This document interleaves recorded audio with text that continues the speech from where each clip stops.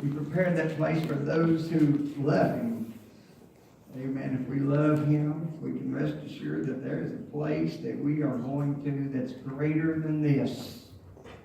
We kind of fell in love with this old earth, that we, some areas we like our little house and we like our little circle of friends, but nothing compared to how it's going to be over there.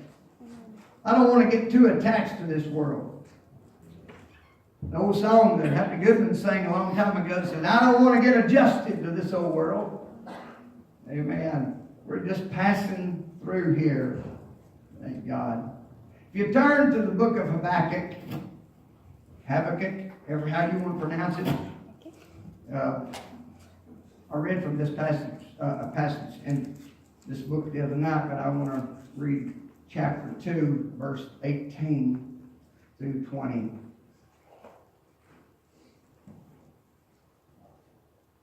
Habakkuk's talking about their false gods, and he said, what profiteth the graven image that the maker thereof hath graven it? The molten image, and a teacher of lies, that the maker of his work trusteth therein to make dumb idols. Woe unto him that saith to the wood, wake up, or to the dumb stone, arise. It shall teach. Behold, it is laid over with gold and silver, and there is no breath at all in the midst of it. Everybody say, but the Lord, is in his holy temple. Let all the earth keep silence before him. But the Lord is in his holy temple. I want to use something crazy for a thought today. How's my driving? How's my driving? God bless you. You may be seated. I don't know how much you depend on God, but God is a divine navigation system. Amen. I wish we all trusted Him and depended on Him like we do our GPS devices or our phones to get us around. Y'all, I don't know about y'all, but my phone or my wife's phone sometimes takes us down long streets. It tells me to make U-turns. Yes. It does crazy things sometimes. But God is never wrong, is He? Amen. I wonder what's coming next in our world when you think about what's going to be invented next. I heard that they're working on a software that will tell you or guide you how to make investments and tell you how to manage your business. I wonder when they're going to invent a program that will tell you who to marry or how to fix your marriage. I wonder if it'll shout at you like, make a U-turn, don't marry that jerk.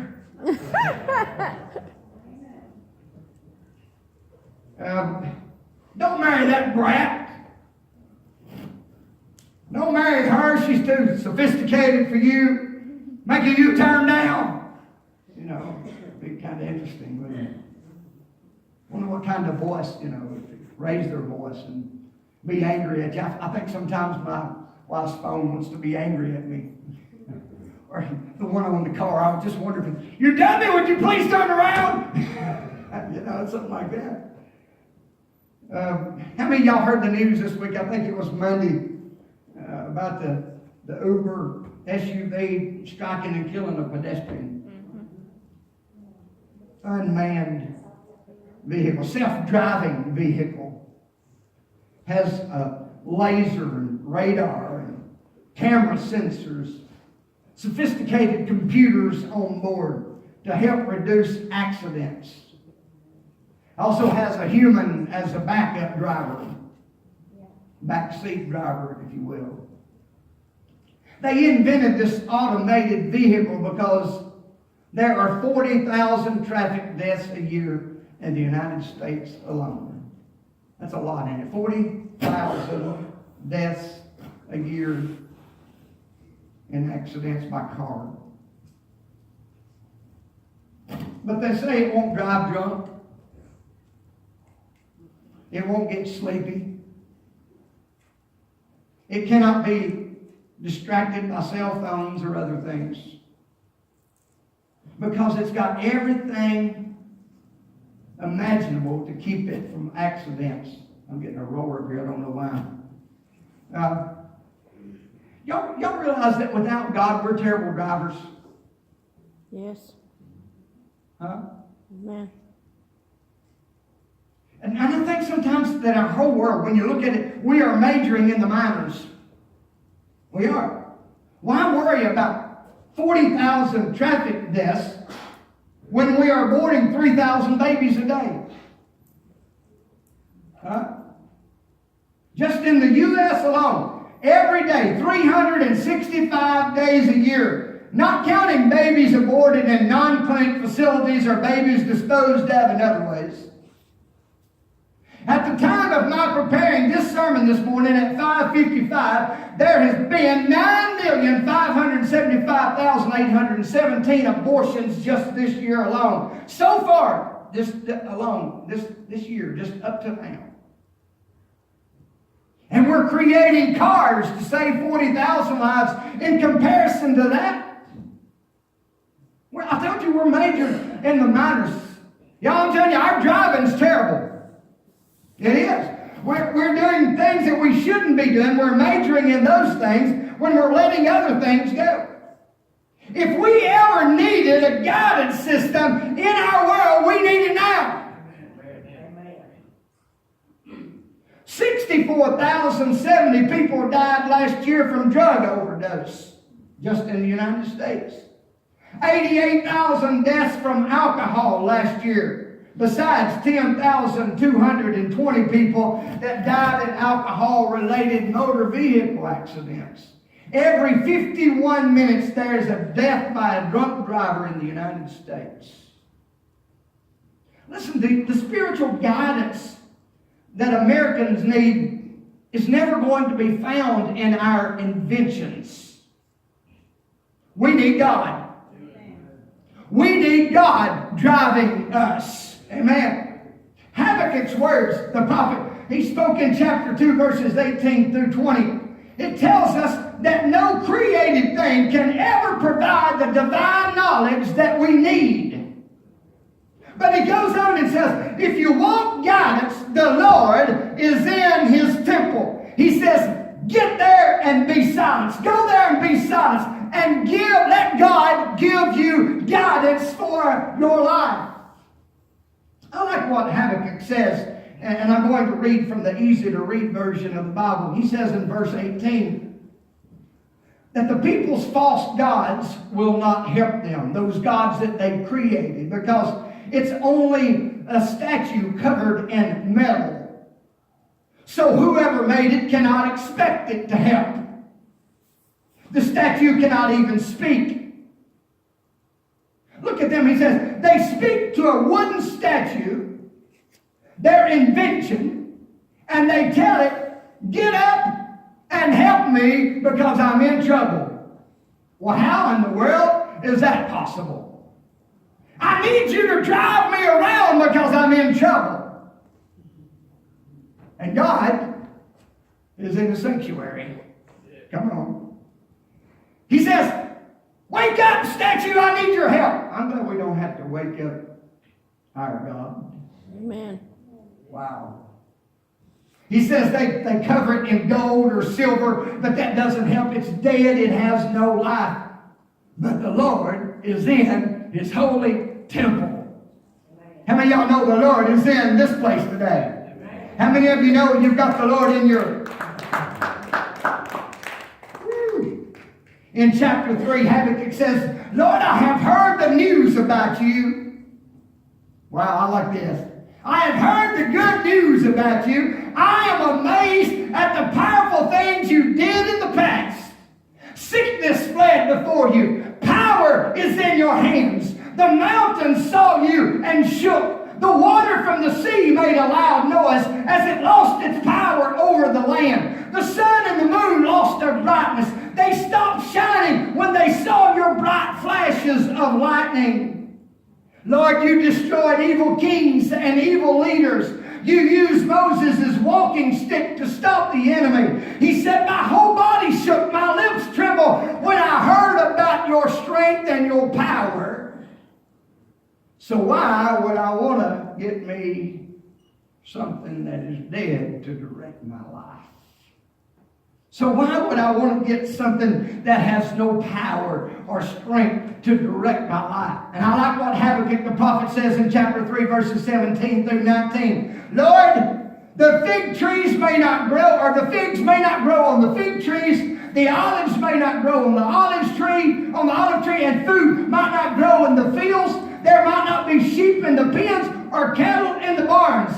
But verse 18 says, but I will still be glad in the Lord and rejoice in the God my Savior. Why? Because God is going to provide for me. Wow. The Lord leads me safely on the mountains. He helps me run like a deer. Wow. You know what the prophet is saying? God knows what's best for me, so I'm going to let Him do the driving. Y'all remember Greyhound's slogan years ago? Go Greyhound and leave the driving to us. But I've seen a lot of them wreck. Huh? I'd rather go Jesus and leave the driving to Him, because He never takes us in the wrong direction. He always gets us safely to our destination if we will just depend on Him. Would you say amen? Y'all, I just want y'all to know something. The first 12 years of my married life, I tried doing the driving. And we ain't talking about her driving and my driving. We're talking about my driving and his driving. I tried doing the driving myself, Brother Johnny, and I'm telling you, I made a mess of things. And look at your neighbor and say, have you made a mess of things? Have you been doing the driving and made a mess of your own life? Come on now. We've all done it. The first 12 years of my marriage, I was trying to do my own navigating. Y'all, I was raised in church. My dad was a preacher. I was raised in church. But it took 12 years of mistakes to finally get me to turn the driving over to God. I told them in Bible study, I believe it was maybe Wednesday night. You know, I went to church every time the doors were open. I'd be at church faithfully, and I played the bass guitar or the electric guitar one. I led worship. I directed the choir. I taught Sunday school. But God was not my leader. Yeah, in a sense He was, because in all of my mistakes and in all of my trouble and all the stuff that I did wrong, God led me in the way that I needed to go. When I was doing all the stuff that God was trying to get my attention in, and I made all those mistakes, God led me in the way that I wanted to go, or He needed me to go. One day He led me to a place of prayer and a time to start reading the Word. Listen, when I was driving, things were bad. We had nothing, couldn't buy anything, couldn't hardly pay the electric bill. We don't like to talk about that stuff, but it's the truth. But when I made my way to the Lord's holy temple, and y'all, let me tell you right now, it's not talking about the church here. Amen. But it's into the secret place of God. Amen. When God led me into the secret place where He was dwelling, things changed because I let Him start doing the driving. And I said, God, you know it all. You see it all. I'm going to let you take the wheel. Wow. How much greater it would be if we would do that. It would save us so much heartache and trouble if we would let God take the wheel. Learning to let God drive every day is a challenge. Have I made mistakes? You better believe it. But only because I didn't let God take the steering wheel. I tried to take it back. Listen to me. When Jesus left this world to go to heaven, he said in John 13, I'm going to send you a counselor that is going to guide you. But when he, the Spirit of truth, is come, he will guide you. He will navigate you into all truth. For the Spirit of truth shall not speak his own words, but will speak only what he hears and will tell you things to come. Through the Spirit of God, God offers directions that come not from within, not from without, but from within. He is inviting us to be Spirit-led people. Ah, how great it would be if we would just let God lead us by his Spirit. Amen. I wonder what would happen if every church and every Christian would just admit that they can't steer their own boat and would ask God to do the driving. I wonder how it would be really if we let God take a hold of our lives and drive our vessel. Amen. Look what Paul tells us in Romans 6:6-9. He says this, and boy, this hits home. For to be carnally minded is what? Death. But to be spiritually minded is life and peace. Verse 7, because the carnal mind is enmity or rebellion against God, for it is not subject to the law of God, neither indeed can be. Verse 8, so then they that are in the flesh cannot please God. Do y'all understand? If we try to do things on our own, we do not please God. When we leave God out of the picture, we are not pleasing God. Listen, I'd rather just not please anybody, but God. I want to please him. He is the most important person that I could ever please. Verse 9, but you Christians, that's who Paul is addressing here, you are not in the flesh, but in the Spirit, if so be that the Spirit of God dwells in you. Now, if any man have not the Spirit of Christ, you are none of his. The New International Version says, the mind of sinful man is death. Sinful man will lead us to rebellion against God. It will lead us away from God. It will lead us away from the blessings of God. It will lead us away from the favor of God. But the mind that is controlled by the Spirit, there is life and there is peace. Amen. How many of y'all want peace in your life? How many of you want a good life? Oh, Lord, let me have a good life. I need a good life. Lord, I tell you how to get a good life. Let God direct your life. Amen. Let him be the driver of your life. But all the mind that is controlled by the Spirit. Controlled. Think about that word. The word controlled in the Greek means control means to get down in the Spirit. I like that. To get down in the Spirit. I don't mean to get down and boogie. It means get down, to settle down, like taking possession of a home, to settle down into and take possession of. So we are to let God take full possession of us and settle down into his complete control and rest in his driving, knowing he's not going to hit any pedestrian or anything else. You know, most people don't like giving up control, do they? A lot of marriages break up because one can't let the other have control. He's got more control than I've got. She's got more control than he's got. Well, I'll let her have the remote control. I just won't pay the bill. Huh? Somebody's, fighting for control all the time. That's all right. I'll let her. Honey, you can have that control anytime you want to. Except when Tennessee's playing. That's not true. The fact is, y'all, when we take the steering wheel, we drive like a drunk man. Yeah. We go in crazy directions. We wobble all over the place, weaving in and out, hitting everything we pass. Come on, every little temptation we give into. Are you finding yourself always getting into trouble in your life? Not able to provide for your family, always thinking this job, this deal, this girl, this boy, that's going to be the answer.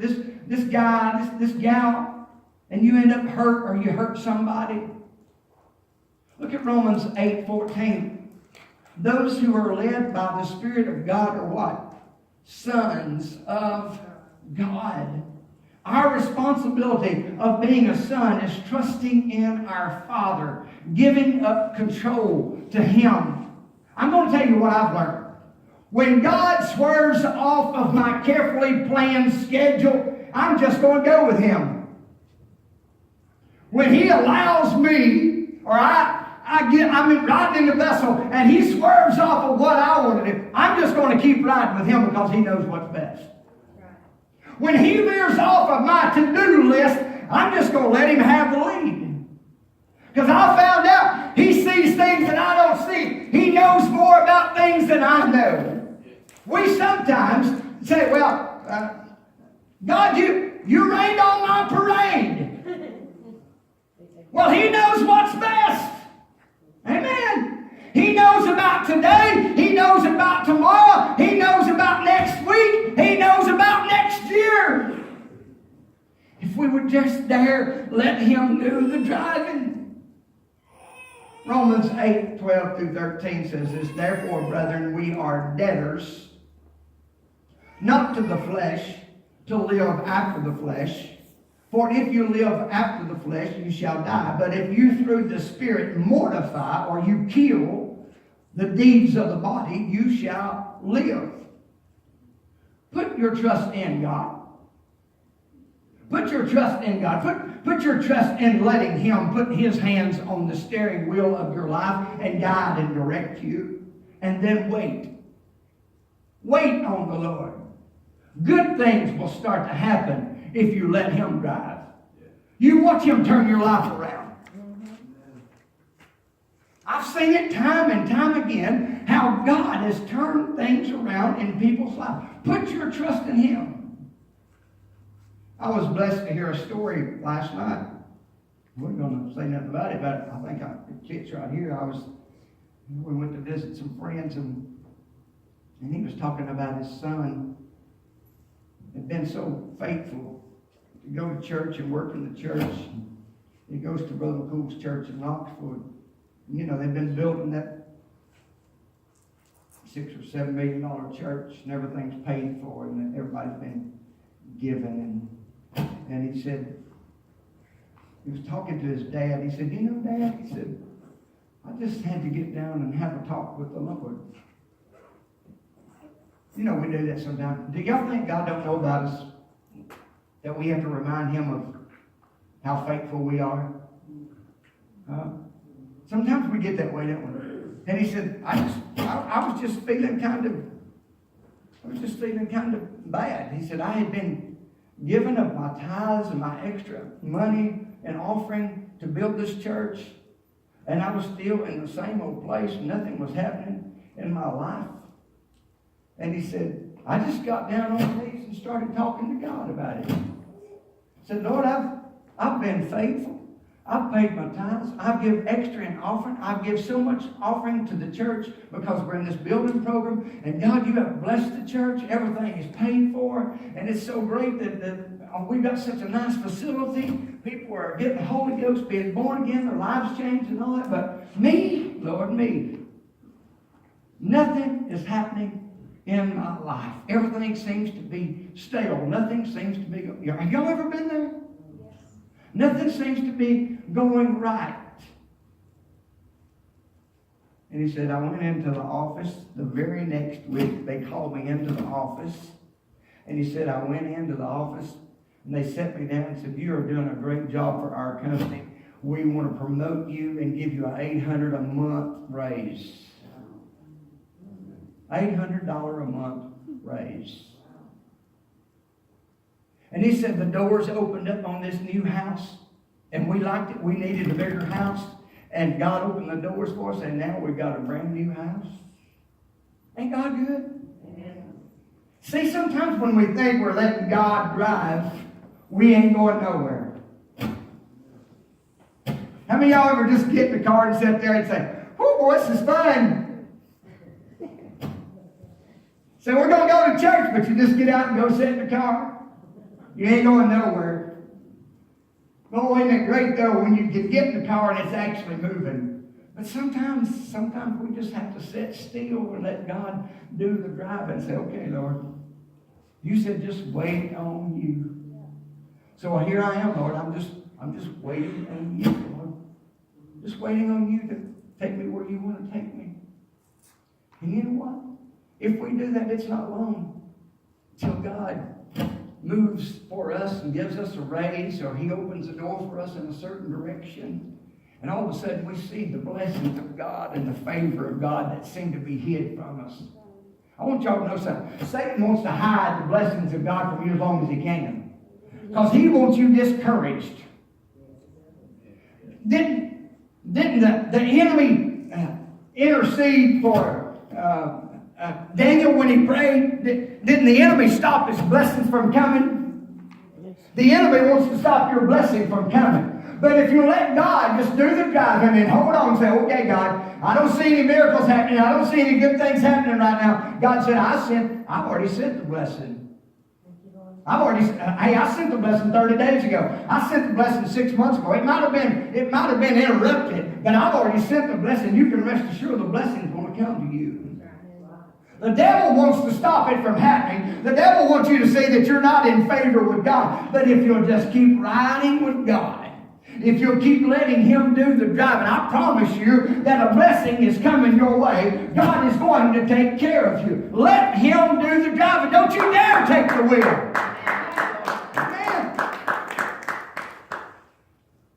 There is danger sometimes when God blesses us, that sometimes we want to take the credit for his blessings. Huh? Y'all know what I'm talking about? Things were going bad. And now all of a sudden things get to going good and we want to take credit for it. Huh? It was because I fasted. It was because I prayed. Come on now. We start taking credit for things. Israel did that, you know. The Israelites had finally fought their way to the Jordan River, and it was time for them to cross over into the Promised Land, and Moses was preparing for the crossing when Reuben and Gad sent representatives to Moses with a surprising question. Can we stay on this side of the river instead of going over in the Promised Land? What kind of dumb question is that? Can we stay over here? You mean you don't want to go over into the promises of God? That's kind of crazy. You don't want to go into the favor of God. No, we want to stay back over here. Hey, this is good fertile land over here. You know, the grass is green. But you ain't seen the other side. Come on now. Yeah, but this is good over here. We just want to stay. You know, we've been through all this struggling in the wilderness, and God showed us great things, and he's been taking care of us. And you know what they're saying? They're really saying, we got here on our own. We got here because, well, we just got here. Look at your neighbor and say, I didn't have no help getting here.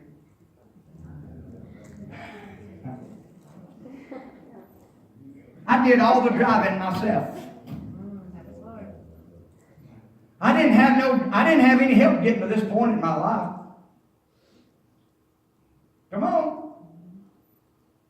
Look how good I did. Look at your neighbor and say, how's my driving? One thing they don't know about you is what all you've been through. They don't know what all kind of hell on earth you've been through in the last few years. And you got to, boy, look how much we've messed up. We always want to blame somebody. How about blaming you?